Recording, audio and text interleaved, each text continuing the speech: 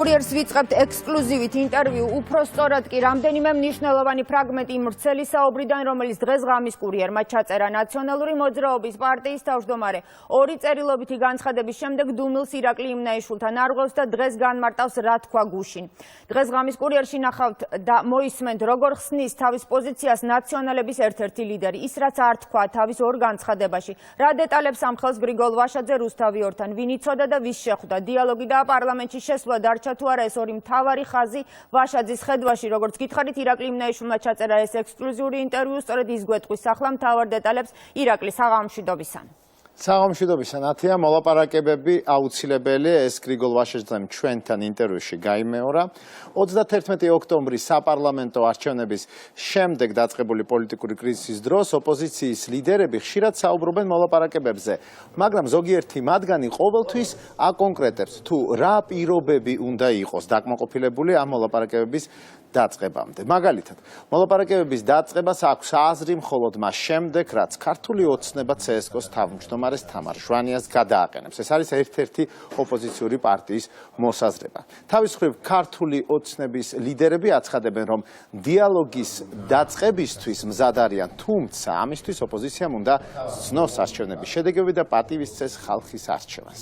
აი ესეთი ჩაკეტილი წრეა. გრიგოლ ვაშაძის პოზიცია სწორედ ამით არის განსხვავებული. მან დღეს ინტერვიუშიც გაიმეორა, რომ ქუჩის აქციების პარალელურად, რომელიც მისივე თქმით არის აუცილებელი კომპონენტი, საერთოდ ნაციონალური მოძრაობის თავმჯდომარე ჩვენთან საუბარში ამბობს, რომ ტერმინი ქუჩა კარგად არ გამოხატავს ამ საპროტესტო აქციების მთავარ აზრს. ქუჩაში პროტესტის გამოხატვა არის, მისი თქმით, კონსტიტუციით მინიჭებული უფლება და პროტესტის ეს ფორმა აუცილებლად უნდა გაგრძელდეს. თუმცა ასევე აუცილებელია დიალოგის დაწყება. სინჯოთ. თუ არ შევედით მოლაპარაკებებში, ვერც იმას გავიგებთ, ეს მოლაპარაკებები დამთავრდება წარმატებით თუ წარუმატებლობა. ჩვენი მოთხოვნები გვაქვს, ხელისუფლება გვეუბნება ნორვეგიაში და შვეიცარიაში ცხოვრობ და იქაური არჩევნები ჩავატარეთო.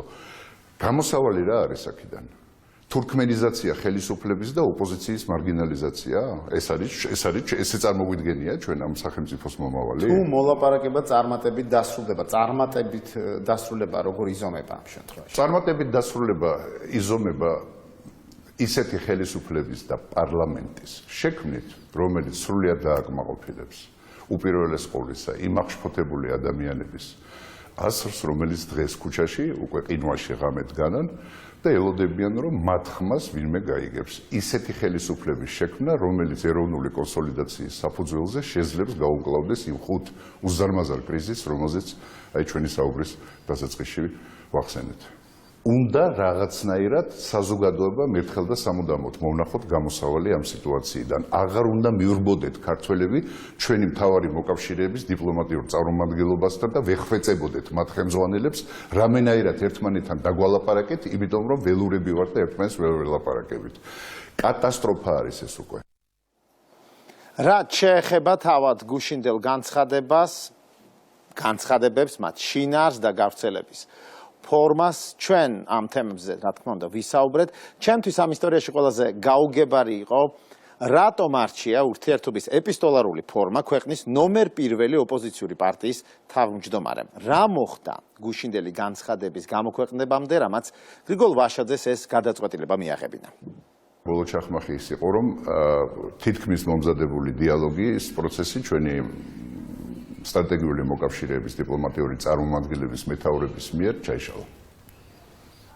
თქვენ იღავით ოპოზიციიდან კონტაქტი, კომუნიკატორი საელჩოებთან და ყოველ დღე და ყოველ დღე არაერთჯერ. რომელი საელჩოები იყვნენ ჩართულები, თუ შეგიძლიათ საუბარი? არ მაქვს ნებართვა ამ ადამიანებისგან ეს საელჩოები და ეს დიპლომატიური წარმომადგენლები დავასახელო, მაგრამ დამიჯერეთ ამ ადამიანებს საქართველოს გული ჩვენზე არანაკლებ შესწიოთ. რახან ჩაიშალა უკაცრავად, ახლა აქ თითის გაშვერები არაფერს არ შველის. ყველა დამნაშავე არის. აბსოლუტურად. და როგორც დიპლომატიური პროცესი იწყება, ისე უნდა დაიწყოს. არის ორი დაპირისპირებული მხარე, არის ორი ერთმანეთისგან ძალიან განსხვავებული მოთხოვნა, არის შუამავლები, მედიატორები, ფასილიტატორები თუ გნებავთ. მზაობა არის ამ შუამავლების და ფასილიტატორების. ამ წუთში უკვე არ ვიცი. ამ წუთში უკვე ნამდვილად არ ვიცი. მაგრამ ყველაფერი მომზადებული იყო. და რახან ყველაფერი მომზადებული იყო და არ გამოვიდა დიდი ბოდიში, მინდა ყველას უთხრა და ჩემ თავსაც გაუმეორო, რომ ეს ადამიანები, ასე ვთქვათ, თეთრებად და შავებად დაყოფას არ დაიწყებენ. არ გამოგდით, თქვენ თავს დააბრალეთ, იმიტომ რომ ყველა აბსოლუტურად ხართ ერთნაირი. იმ მოცემულობაში, როდესაც ოპოზიცია რაღაცა ნიშნულამდე მივიდა, რასაც თქვენ ამბობთ, რატომ ჩაიშალა საბოლოო ჯამში? პასუხები შეკითხვებზე რატომ ჩაიშალა, ვინ იცოდა განცხადების შესახებ, უნდა მიიღოს თუ არა ოპოზიცია მონაწილეობა მეორე ტურში და როგორია გრიგოლ ვაშაძის სამოქმედო გეგმა მოისმენთ დღეს ღამის კურიერში.